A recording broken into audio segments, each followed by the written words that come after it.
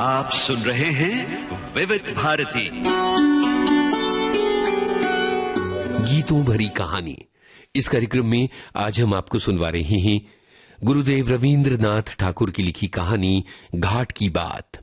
इसे सुना रहे हैं अमरकांत दुबे। सहयोगी स्वर गणेश शर्मा और श्रद्धा भारद्वाज का है। तो सुनिए गीतों भरी कहानी।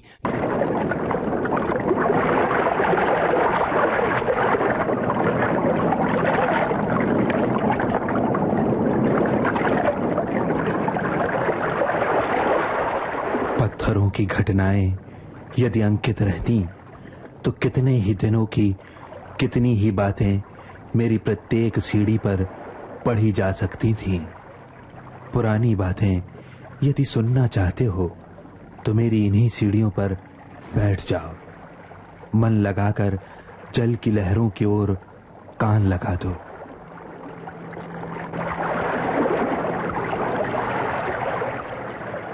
प्राचीन काल की कितनी ही विस्मृत बातें सुन पाओगे।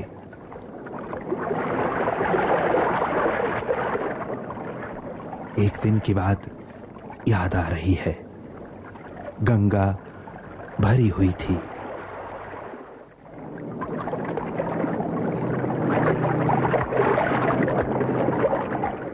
मेरी केवल 4 सीढ़ियां ही पानी के ऊपर उभर रही थीं।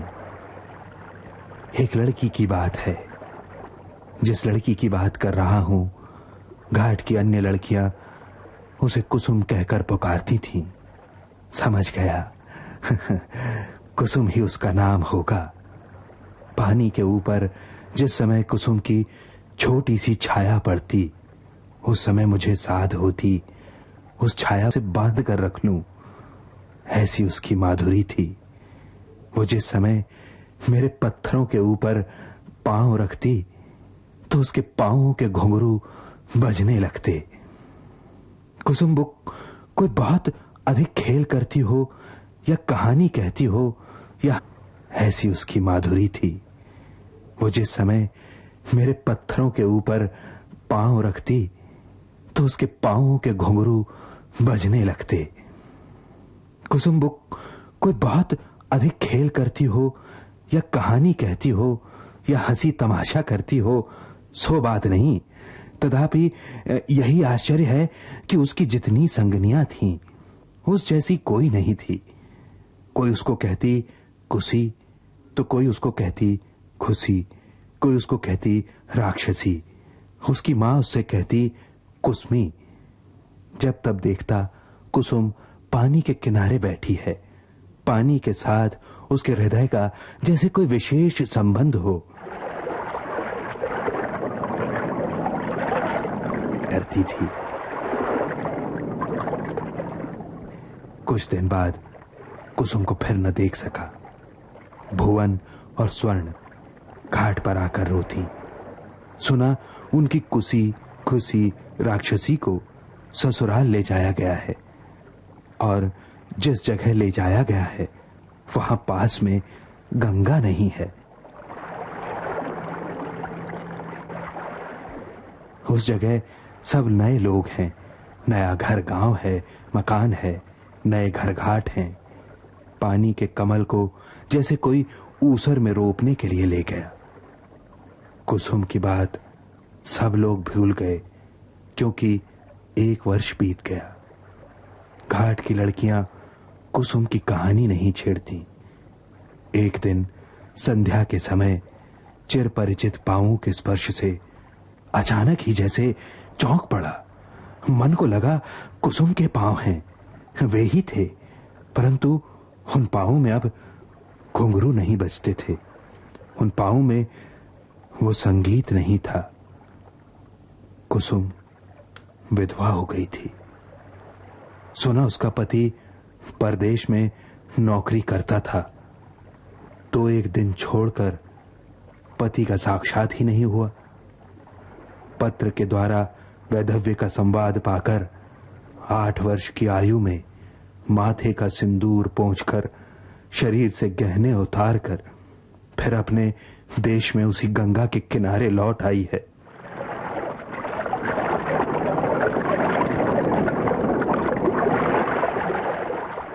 परंतु वो जिस समय घुटनों के ऊपर मस्तक रखकर चुपचाप मेरी सीढ़ियों पर बैठी होती, उस समय मुझे लगता जैसे नदी की सब लहरें मिलकर हाथ उठाए उसे कुसी खुशी राक्षसी कहकर पुकार रही हो।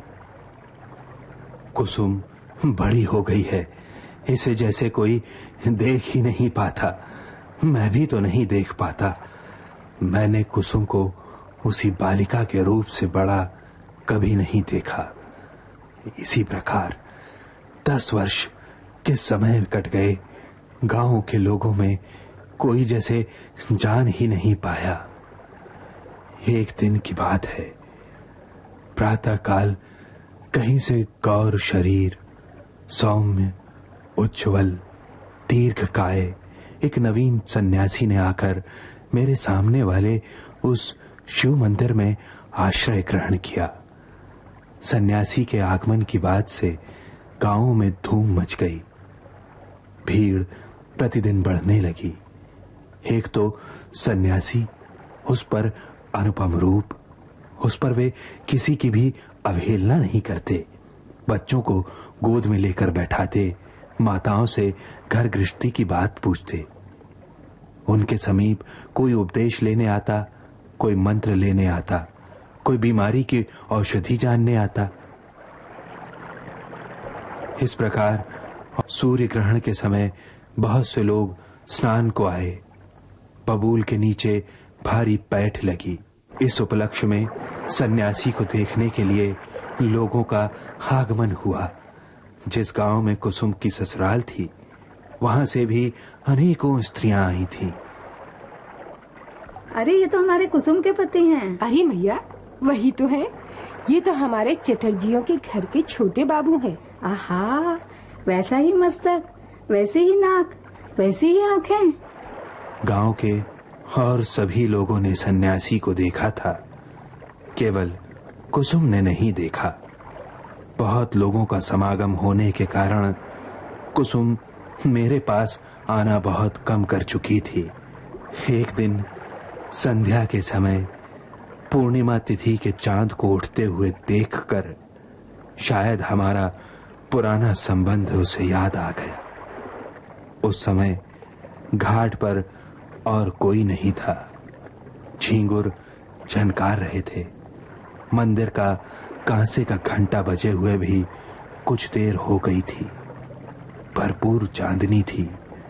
ज्वार का पानी छल छल कर रहा था। मेरे ऊपर छाया फैलाती हुई कुसुम आ बैठी। सन्यासी धीरे धीरे मंदिर के भीतर से निकलकर बाहर चले आए। घाट पर आकर तो एक सीढ़ी उतरकर एकाकिनी रमणी को देखकर लौट जाने की बात सोच रहे थे।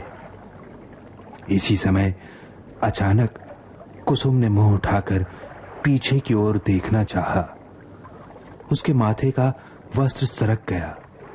मुंह उठाते ही कुसुम के मुख पर भी उसी प्रकार की चांदनी पड़ी। उसी क्षण दोनों ने एक दूसरे को देख लिया, जैसे जान पहचान हो गई। मन को लगा जैसे पूर्व जन्म का परिचय हो। कुसुम ने मस्तक के ऊपर कपड़ा डाला और उठकर प्रणाम किया। तुम्हारा नाम क्या है? मेरा नाम कुसुम है। उसके दूसरे दिन से मैं देखने लगा कुसुम प्रतिदिन आकर सन्यासी की पदधूलि ले जाती। सन्यासी जिस समय शास्त्र व्याख्या करते, उस समय वो एक ओर खड़ी रहकर सुनती। सन्यासी प्रातः संध्या समाप्त कर कुसुम को बुलाकर उससे धर्म की बातें कहते। सब बातें वो क्या समझ पाती, परंतु अत्यंत मनोयोग पूर्वक वो बैठी सुनती रहती। सन्यासी उसे जिस प्रकार उपदेश करते, वो ज्यों का त्यों पालन करती। पूजा के फूल चुनती, गंगा से जल लाकर मंदिर को धोती। प्रभु, क्या मुझे बुला भेजा है? हाँ, आजकल तुम्हें देख क्यों नहीं पाता? देव सेवा में तुम्हारी इतनी अवहेलना क्यों है? प्रभु, मैं पापिनी हूँ, इसलिए ये अवहेलना है। पापिनी? कुसुम, तुम्हारे हृदय में जो अशांति उपस्थित हुई है, मैं उसे समझ रहा हूं। अपनी अशांति की बात मुझसे स्पष्ट करके कहो, तुम्हें शांति का मार्ग दिखा दूंगा। आपने आज्ञा की है तो अवश्य कहूंगी, तो भी मैं अच्छी तरह नहीं कह पाऊंगी, परंतु आप शायद मन ही मन सब कुछ जानते हैं। हे प्रभु, मैं एक व्यक्ति की देवता के समान भक्ति करती थी। मैं उसकी पूजा करती थी। उस आनंद से मेरा हृदय परिपूर्ण हो गया था। परंतु एक दिन रात को स्वप्न में देखा, जैसे वे हृदय के स्वामी कहीं जैसे एक बकुल वन में बैठकर अपने बाएं हाथ से मेरे दाहिने हाथ को लेकर मुझसे प्रेम की बातें कर रहे हैं। यह घटना मुझे कुछ भी आश्चर्यजनक नहीं जान पड़ी। स्वप्न भंग हो गया, तो भी स्वप्न की नींद भंग नहीं हुई। उसके दूसरे दिन जब उन्हें देखा तो फिर पहले के समान नहीं देख पाई। मन में उसी स्वप्न का चित्र उदय होने लगा। भय दूर भाग गया, परंतु वो चित्र मेरे साथ साथ रहा। उस समय से मेरे हृदय की अशांति दूर नहीं हुई। मेरा सब कुछ अंधकारपूर्ण हो गया है। जिसे स्वप्न में देखा है वो कौन है? उसे मैं नहीं बता सकूंगी। देखो, तुम्हारे कल्याण के लिए पूछ रहा हूं। वो कौन है? स्पष्ट करके कहो। वो कौन है, क्या अवश्य ही बताना होगा? हाँ, ये तुम्हें बताना ही होगा। प्रभु, वो तुम हो, तुम। कुसुम, तुमने आज तक मेरी सभी बातों का पालन किया है। आज एक और बात कहूंगा और उसका भी तुम्हें पालन करना होगा। मैं आज ही यहां से चला जा रहा हूं। मेरे साथ तुम्हारी भेंट नहीं होगी। तुम्हें मुझको भूल जाना होगा। बोलो, ये साधना करोगी ना? हाँ प्रभु। कुछ न कहकर उन्हें प्रणाम किया। उनके पांवों की धूली माथे पर लगा ली। सन्यासी चले गए। वो आदेश कर गए हैं, उन्हें भूलना होगा। मुझे उन्हें भूलना होगा। हाँ। कुसुम इतना कहकर धीरे धीरे गंगा के पानी में उतर पड़ी। अब तक का समय उसने इसी जल के किनारे बिताया। शांति के समय ये जल यदि हाथ बढ़ाकर उसे गोद में न लेगा तो और कौन लेगा? मेरी गोद में जो खेला करती थी वही आज अपने खेल को समाप्त कर मेरी गोद में से कहां सरक गई, नहीं जान पाया हूं। घाट की बात, ये गीतों भरी कहानी अभी आपने सुनी। गुरुदेव रवींद्रनाथ ठाकुर की इस कहानी को सुना रहे थे अमरकांत दुबे। सहयोगी स्वर गणेश शर्मा और श्रद्धा भारद्वाज का था।